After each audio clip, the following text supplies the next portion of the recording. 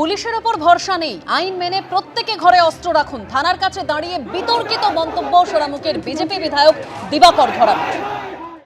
যে তারা নিরীহ মানুষ আছেন, আগামী দিনে আপনারা আপনাদের আইনগত পদ্ধতিতে যে অস্ত্র রাখা যায় বাড়িতে রাখুন। এই পুলিশের উপর ভরসা করবেন না। নিজেদের বাঁচার অধিকার আপনার আছে, সংবিধান দিয়েছে, তাই আপনি আপনার বাড়িতে আইন মেনে অস্ত্র রাখুন।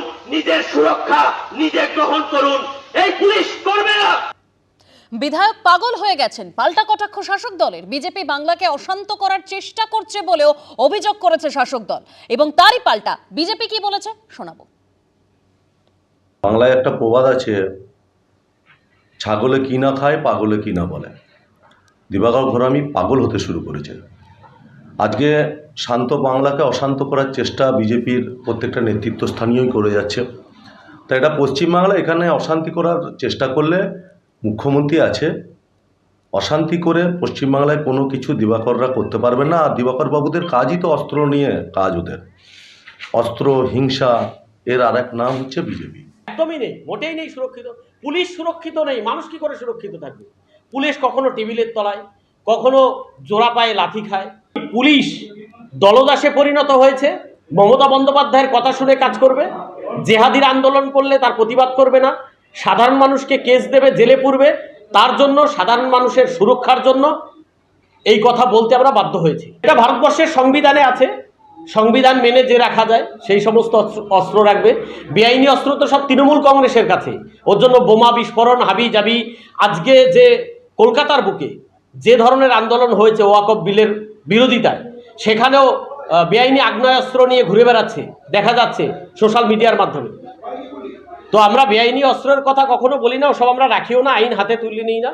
সংবিধান অনুযায়ী যে সমস্ত অস্ত্র রাখা যায় আত্মরক্ষার জন্য, সেই সমস্ত অস্ত্র রাখার কথা বলেছে। ওয়েমার শিটের মিরর ইমেজ প্রকাশের দাবি নিয়েই আজ এসএসসি ভবন অভিযান রয়েছে চাকরিহারাদের। আর এই ওয়েমার শিটের প্রসঙ্গ নিয়োগ দুর্নীতিতে বারবার সামনে এসেছে।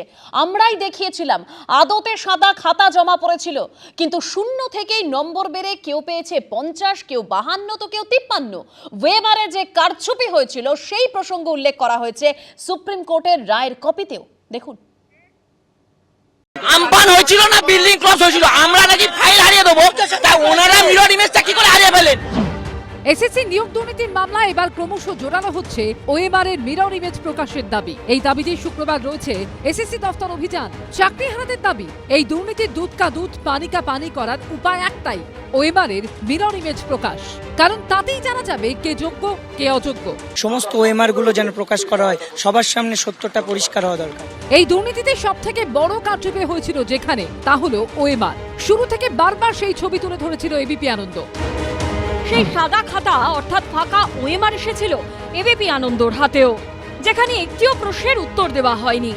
একটিও প্রশ্নের উত্তরে কোনো কালির দাগ নেই, অথচ এই প্রার্থীরা স্কুলে চাকরি পেয়েছেন বলে সিবিআই সূত্রে দাবি। নিয়োগ দুর্নীতির তদন্তে গাজিয়াবাদে গিয়েছিল সিবিআই। নবম, দশম, একাদশ, দ্বাদশ, গ্রুপ সি এবং গ্রুপ ডি ওএমআর শিট তৈরি ও মূল্যায়নের দায়িত্বপ্রাপ্ত সংস্থার অফিসে হানা দিয়ে হার্ড ডিস্ক ও আসল ওএমআর শিট বাজেয়াপ্ত করেন গোয়েন্দারা। অন্যান্য নথির সঙ্গে সেই ওএমআর শিট হাইকোর্টে জমা দেওয়া হয়। আর তাতেই উঠে আসে চোখ কপালে তোলার মতো তথ্য। এবিপি আনন্দর হাতে আসা এরকম একাধিক ওএমআর শিটে দেখা যায় একের পর এক প্রশ্নের উত্তরের জায়গা ফাঁকা। উত্তর দেওয়া তো দূরের কথা, কোথাও কোনো দাগও নেই।